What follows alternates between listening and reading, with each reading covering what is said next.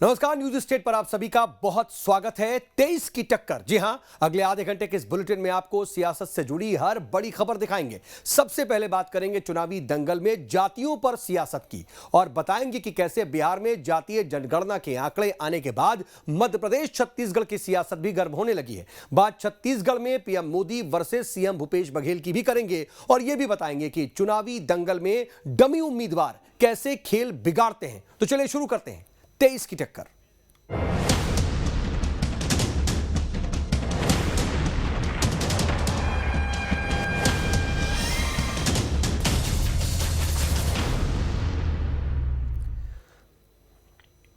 जी हां, सबसे पहले बात जातीय जनगणना की। दरअसल बिहार में जातीय जनगणना के आंकड़े आने के बाद अब इसकी तपिश मध्य प्रदेश और छत्तीसगढ़ में भी महसूस होने लगी है। खासकर कास्ट पॉलिटिक्स से दूर रहने वाले मध्य प्रदेश में एक बड़ी शिफ्टिंग फिलहाल दिखाई दे रही है।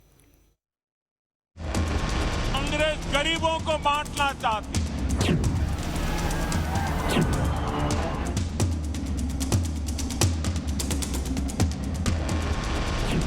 पिटारा कहीं खुला, हलचल कहीं सुनाई दे रही है। बिहार में जातिगत जनगणना के आंकड़े आने के बाद मध्य प्रदेश में सियासी हलचल तेज है।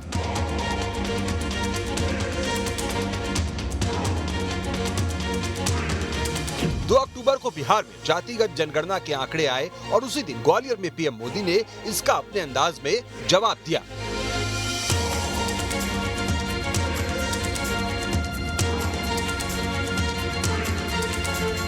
वो तब भी गरीबों की भावनाओं से खेलते थे, आज भी वही खेल खेल रहे हैं।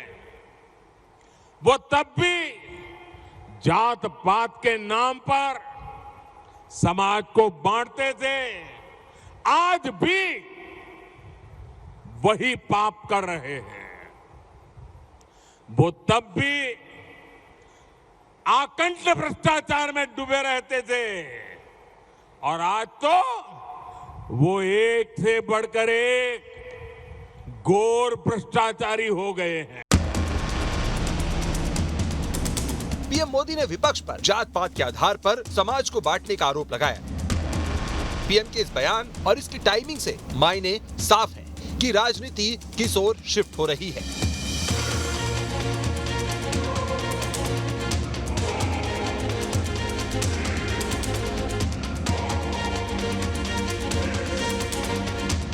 उधर कमलनाथ ने भी बिहार की जातिगत जनगणना पर राहुल गांधी के ट्वीट को रीट्वीट करते हुए कहा कि अगर एमपी में कांग्रेस की सरकार बनती है तो यहां भी जातिगत आधार पर गणना कराई जाएगी।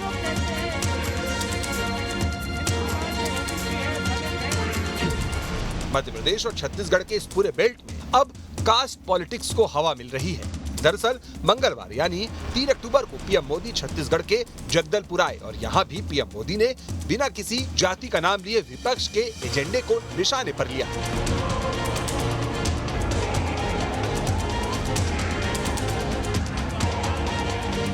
कांग्रेस गरीबों को बांटना चाहती है। मोदी ने पिछले 10 साल में सारी योजना ऐसी बनाई ताकि गरीबों में एक आत्मविश्वास पैदा हुआ है और मेरे लिए तो इस देश का गरीब यही सबसे बड़ी जाति है, यही सबसे बड़ी बिरादरी है। अगर गरीब का भला हो गया, देश का भला अपने आप हो जाएगा। बयानों के इस टाइमलाइन में थोड़ा और पीछे चलते हैं जिससे कि तस्वीर और साफ होगी। अब आपको काला पीपल में राहुल का दिया बयान सुनवाते हैं। ओबीसी आरक्षण, महिला आरक्षण में आपने क्यों नहीं दिया? नरेंद्र मोदी जी, आप कहते हैं कि आप ओबीसी के लिए काम करते हैं, आप ओबीसी के नेता हैं, तो आपने महिला आरक्षण के अंदर के बीच में ओबीसी आरक्षण क्यों नहीं किया? मध्य प्रदेश में राहुल गांधी ने अपने दौरे के दौरान खुलकर ओबीसी कार्ड खेला, जिससे यह साफ हो गया कि आने वाले चुनाव के एजेंडे अब क्या होंगे। अमूमन एमपी की पॉलिटिक्स लोकल लेवल को छोड़ दें तो कास्ट और रिलीजन की पॉलिटिक्स से दूर रही है, लेकिन बिहार की जातिगत जनगणना के आंकड़े और नेताओं की बयानबाजी से अब एमपी की सियासत में नई तस्वीरें उभर रही हैं। लेकिन मध्य प्रदेश में आज जो चीज आ रही है, क्योंकि मध्य प्रदेश में आपको पता है कि अराउंड 55% ओबीसी वोटर्स है, ऐसे में इसका इम्पैक्ट पर्टिकुलर ओबीसी कम्युनिटी पर पड़ेगा। इसलिए कांग्रेस ने ये बड़ा दाव खेला है जिससे कि ओबीसी वोट को अपनी तरफ लाया जा सके, क्योंकि ओबीसी में हजारों जातियां हैं देश में। ऐसे में पर्टिकुलर कौन सी जाति रिजर्वेशन का या सरकार की योजनाओं का लाभ ले रही है, इसका पता नहीं लगाया जा सकता है। कास्ट सेंसस के बाद से ये चीज सब क्लियर सामने आ जाती है। महिला आरक्षण में ओबीसी महिलाओं के कोटे का मुद्दा उठाकर उमा भारती ने पहले से एमपी में ओबीसी के मुद्दे को सियासी तौर पर गर्म कर रखा है। तो देश की व्यवस्था ही ऐसी हो जाए कि आरक्षण की स्थिति न रहे।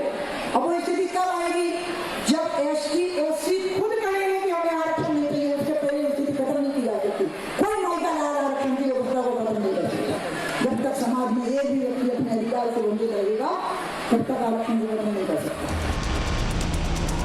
उधर बीएसपी सुप्रीमो मायावती ने बिहार में जातीय जनगणना के आंकड़ों को लेकर ट्वीट किया है और कहा है कि ये उस संघर्ष की सफलता की पहली सीढ़ी है जो बीएसपी ने समाज के कमजोर तबके के लिए किया। बहरहाल बात एमपी की करें तो मध्य प्रदेश में मौजूदा सीएम शिवराज खुद ओबीसी वर्ग से आते हैं। इससे पहले उमा भारती और बाबूलाल गौर भी बीजेपी की ओर से सीएम बनने वाले ओबीसी फेस थे।